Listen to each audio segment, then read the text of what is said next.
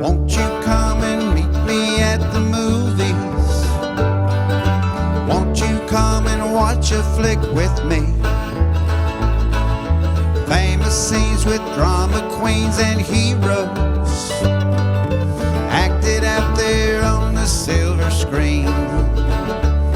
Come grab a seat, the popcorn is on me.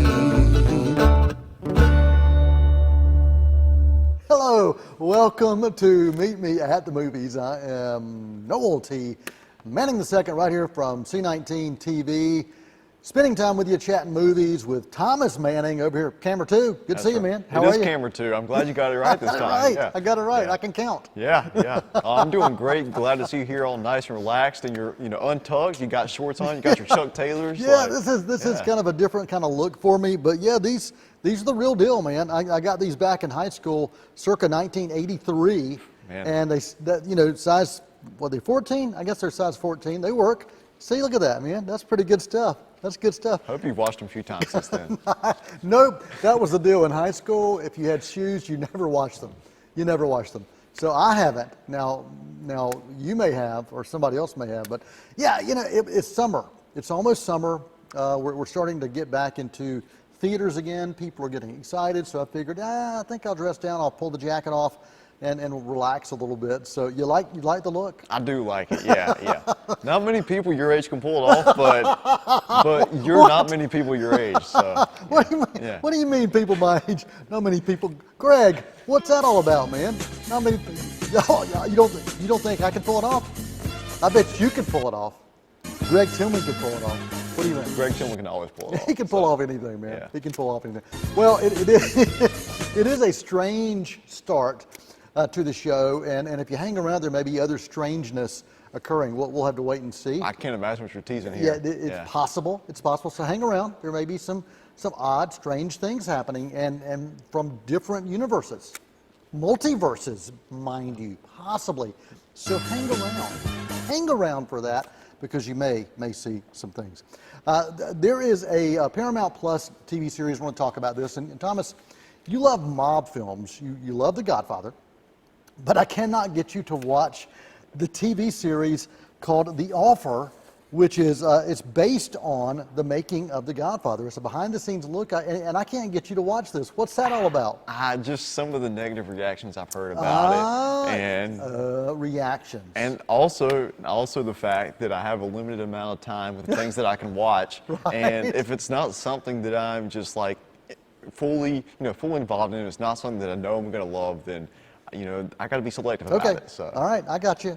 Well, I have watched the first few episodes, and it is a 10-episode miniseries, and it is available on Paramount Plus, and it is the story behind the making of The Godfather, the Godfather book, and the Godfather film. Miles Teller, Colin Hanks, Juno Temple, Matthew Good, and also Giovanni Ribisi all star in this 10-part miniseries.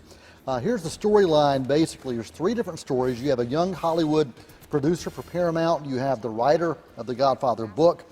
And you also have the backstory of the gangsters themselves, all playing a role within this particular series. I find the story, I also find the characters engaging. I think there's incredible attention paid to the production design, the costumes, the hair and makeup. All of those things are very impressive for me. It really took me back to this time period in the early 70s in the Hollywood scene.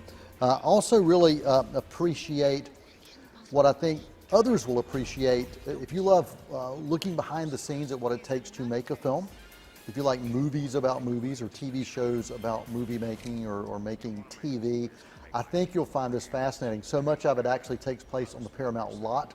And as I was watching that first episode, I was drawn back to when you and I went to the Paramount lot, and we had a pretty private tour. We did, yeah. Just this person on a golf cart taking us around, and we got to see where Alfred Hitchcock wrote. It was like an office. Well, it was his office, yeah, literally his office for a number of years, yeah.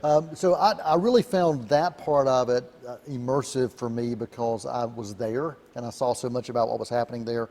So if you like movies about movies, TV shows about movies, and if you like things about the mob, I think you might find this is worth your time. There are some great characters playing other actors. So you'll see these kind of cameos pop up of somebody playing Anne Margaret or somebody playing Robert Redford or Ally McGraw.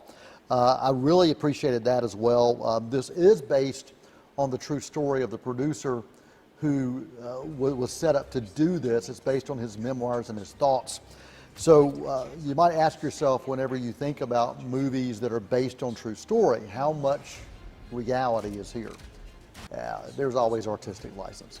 So if you think you're going in to watch a documentary, understand it's not a documentary. But ultimately, I don't think it matters. I think it's one of those things that's eye candy, and it's also mind candy as well. I thought the cinematography was pretty solid.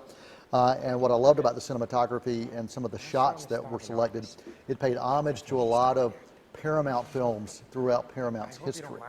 And I thought that was an interesting way to make this happen. Pacing was a bit off at times. It did feel a bit sluggish a little bit. But for me, I didn't find that distracting. I was just engaged. So I'm enjoying it. Just for the fact that I love movies about movies. So the offer is available on Paramount Plus, and I'm giving this a solid B rating. So, Thomas, I know everybody else is giving it like a D and an F, but for me, I was engaged, dude. All right, well, maybe I'll give it a shot. So was Francis Ford Coppola at all involved in this, or? There's someone playing Francis Ford Coppola, yes. I mean, creatively, did he have any producing credits on it? You know, or? I don't know. Yeah. I don't know. That's a question we're going to have to ask Greg, because he is our R&D guy today, so he's going to have to look that up, and he'll get back to us on that after the break, after one of the breaks we're going to take. Nice. Like 7 of them. 7 breaks today right here on Meet Me at the Movies. Thomas, there's a movie that I can never get the title right. It's Always Everything Whenever could be twice. That's it? Close enough. Okay. Everything, Everywhere, All at Once. That is correct. An A24 film. You can find this in theaters. Yeah. So this is written and directed by the Daniels, director duo, but their last names. Nope, their last names aren't Daniels. Both their first names are Daniels. You have Daniel Scheinert and Daniel Kwan. You might know them from their work on Swiss Army Man a few years ago with Daniel Radcliffe and Paul Dano. And that was a bizarre film. Very bizarre film. It wasn't exactly my cup of tea, but this one is bizarre in a different way and was exactly what I was looking for. So it really is a family drama at the heart of it. You have Michelle Yeoh. She plays Evelyn, who is she's a Chinese immigrant, a wife, and a mother struggling with all the important relationships in her family, relationships between her and her husband and between her and her daughter. And she's also struggling with her business, just barely keeping everything afloat. And so at first glance, her character is the centerpiece of the narrative, and most of the story is told through her eyes. But as you move through the film, you begin to realize how important those other two characters, her husband and her daughter, are. They're just as crucial thematically to the entire arc as she is. Her husband is played by Kei He Kwan, who is Short Round. That is Short Round. Short Round. Yeah. And his name is Waymond, and he's characterized by this kind and gentle nature. And on the surface, some people think he's a bit of a pushover, but as you move through the film, you realize that one of the most important aspects of the narrative is the exploration of the power of his compassion and his kindness. Yeah. And then you have the daughter, who's played by Stephanie Hsu, and her name is Joy, and she's going through all the emotions that an early 20-something would be going through, and she's also just struggling with the generational divide. Her mother grew up in a different culture and different society, and just that kind of adds a rift in their relationship dynamic. So all of these character dynamics are swirling around, and it would have made a great, just straightforward family drama, but then it morphs into this multiversal war, this insane sci-fi epic, and it just bends at every turn. And there were times when I was watching this, I thought to myself, I feel like I'm witnessing the birth of a new cinematic language. So. Yeah, and at times you feel like you're watching a superhero film as well. Right. Because of what happens to characters when they can kind of channel what's happening in the other universes. You talk about it being bizarre. I found it brilliantly bizarre in a good way. I found it full of meaning and full of madness at the same time. Right. And this is it's interesting how this was a multiverse film that came out about a month before another big multiverse film was coming up, Doctor Strange. But I'm interested to watch that film now and compare that to see how it explores, see what kind of themes can be connected there, and also I think it can be connected to a previous multiverse film from a few months ago, Spider-Man: No Way Home, and I think just both of those have a thematic through line just about the power of compassion, the power of radical acts of love, the power of forgiveness, and just, kindness above all else. Yeah, this is a film that I found could stimulate your brain, your heart, and your soul at the same time. And it's very difficult for films to do that and to do that well. I found myself looking at this, and there were so many thematic thoughts that were there. Some of the questions like, where do I belong? Do I matter? And what does it mean to be myself? I loved that, and I think it asked it, and as you said, if it had been just a drama, it would have been fascinating, but it did it in this way that really found a way to engage people in a different way. Yeah, and the first time I saw this film, I saw it a couple weeks ago, and it was in a standard theater, which was still incredible, but then got to go back with you and watch it in IMAX, and certain portions of the film are shot on IMAX cameras, and you can see the aspect ratio switches, and so that was just very immersive, and I think just this is a film that is just technically as riveting as it is, emotionally and narratively. So. It's not a film for everyone. It's not for the casual viewer. You really have to watch every scene. If you walk out to get popcorn, you can be prepared for somebody to tell you what you missed, and they may not be able to actually tell you what you missed unless it's early on, because there is so much going on. I do want to say that if you're prone to seizures, be prepared because it is very fast-paced. There are a lot of fast-paced edits. Some super quick cuts, and there's also enough flash sequences to make you feel like you're in a Disney park theme ride. Yeah. So I think there should have been a bit of a photosensitive warning like that ahead of time. But for viewers out there, just take that into account. But overall, I'm sitting with a solid A for Everything, Everywhere, All at Once. There's pretty much nothing I would change about it, and I just really glad I got to go back and watch it with you as well. I am too. Solid A for me as well. And talk about production design, costume design. The costume design and makeup design in this film, absolutely phenomenal, because there are multi-universes, multiverses, and with each of those, the characters look different and are doing different things. That was incredibly fascinating to me. Yeah, and all of that plays into the central character and the central theme. Yeah, it does. Yeah, amazing film. Amazing film. It's one that I think, as I start talking about awards at the end of the year, I'm going to come back to this one. There's something about this one I think that will really stick with me. Again, it's something that's a bit different. So it's unlike anything I've seen in a long time. A rating for Everything, Everywhere, All at Once, right here on Meet Me at the Movies. I'm Noel T. Manning II. That's Thomas Manning. Greg Tillman's back there on Mission Control. Wait, that's not Greg. That's what the heck? Man, he looks different. Good to see you, man. You're smelling good. Yeah, I like that cologne you got on. That's some good stuff, man. Yeah, Eau de Beau. That's good stuff. Good stuff. We're going to take a quick intermission right here on Meet Me at the Movies, and we're going to come back and see what kind of strangeness we can get into, maybe.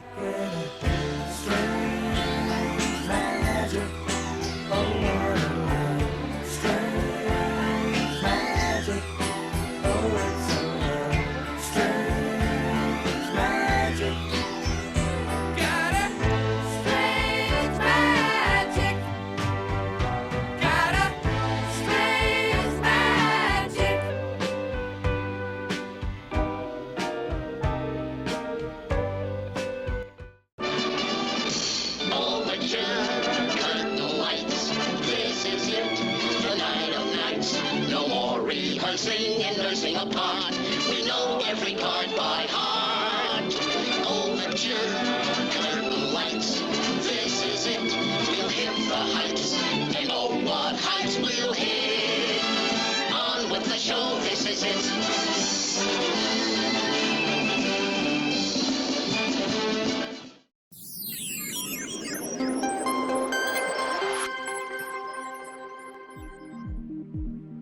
Cleveland Community College has identified strengthening online learning as the topic for its quality enhancement plan. We're calling it SOUL. SOUL's 5-year implementation plan is focused on continuous improvement of online courses and promoting student success. We're excited for you to take this journey with us.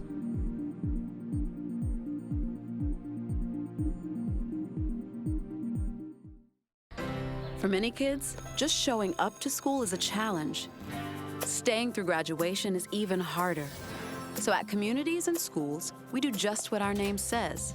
Our staff brings a community of resources to meet each student's needs right in their school, doing whatever it takes to keep kids focused so they see what we see, a bright future. Join in at communitiesinschools.org. Won't you come and meet me at the movies?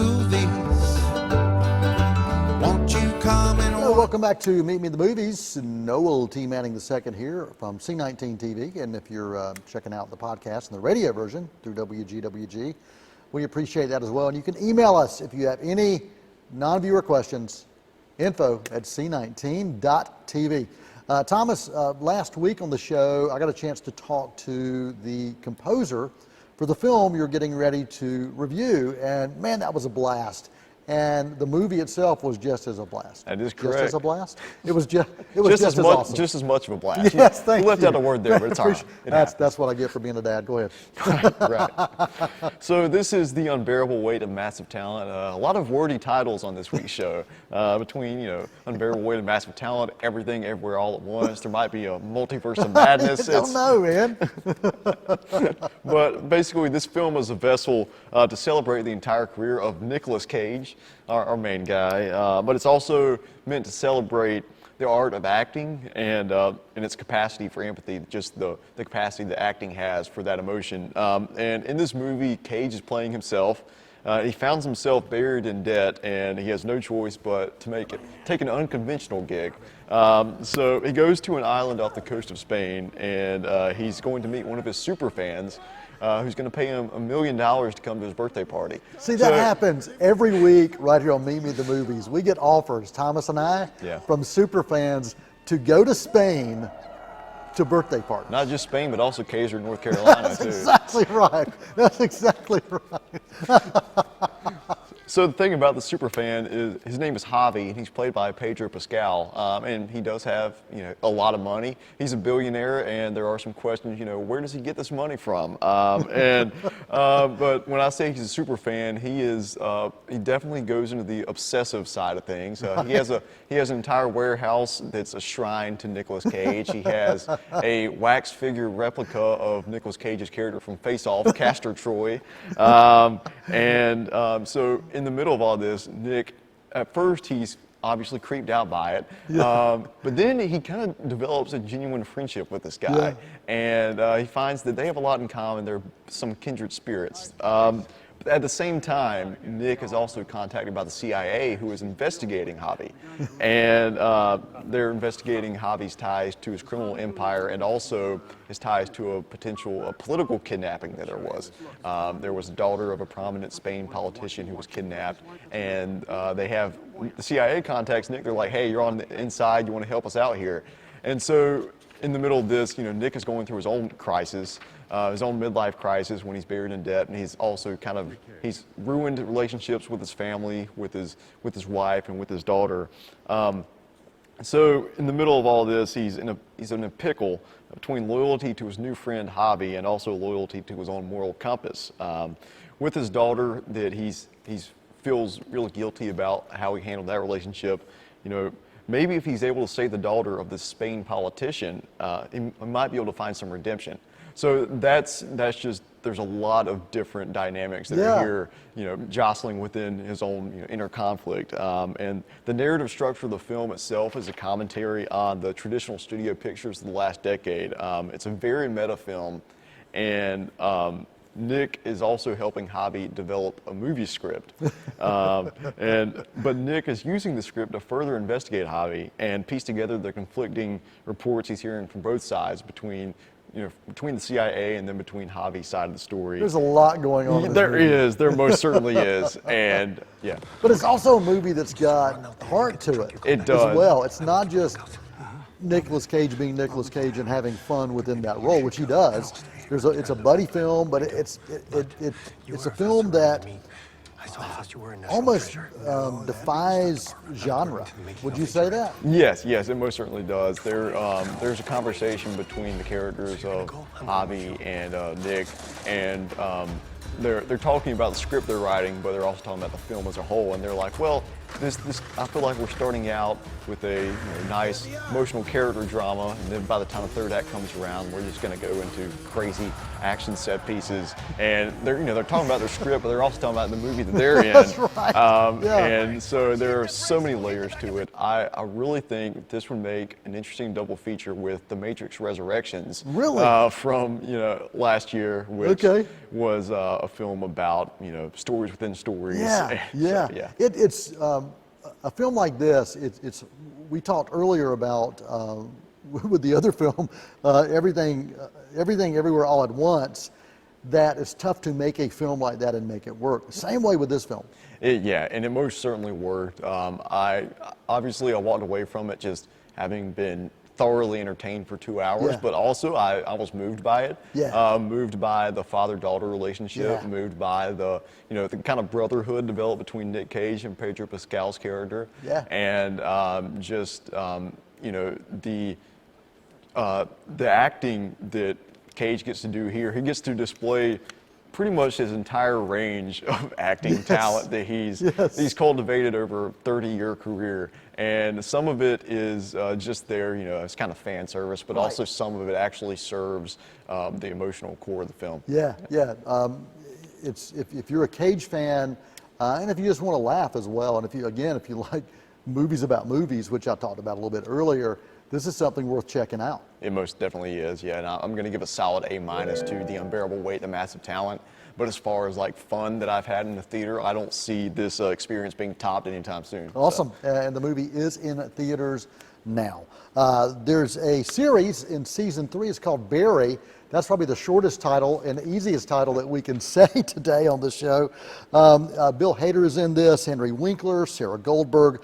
They're continuing to come back, and what I found that I find fascinating about this series is it finds a way to reinvent itself with each season. Each season's a little different with the characters and also the situations. It evolves, and the way it evolves, it feels so organic. It doesn't feel forced. I really like that. If you're not familiar with the story, in essence, there's an assassin who kind of wants to get out of the business and turns to acting because he's following a mark who happens to be in an acting school.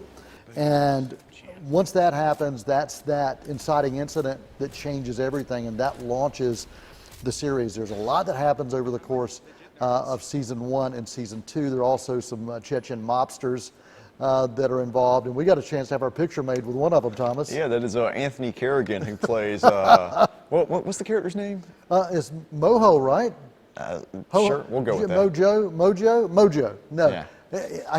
You know what? It's Chechen mobster, number 1. That's what we'll call him. But it's a very dark comedy and dark at its core. It's got this realistic feel to it, and it's also fueled with some wonderful writing and acting. And season 3 gets a little darker, and there are times in season 1 and 2 that you find yourself going, okay, they're not going to go there, but they do. And it's a surprise, but at the same time, that's what keeps it real to me. Yeah, I haven't ventured into season 3 yet, but I watched the first 2 seasons earlier this year. And what I love about it is the character of Barry.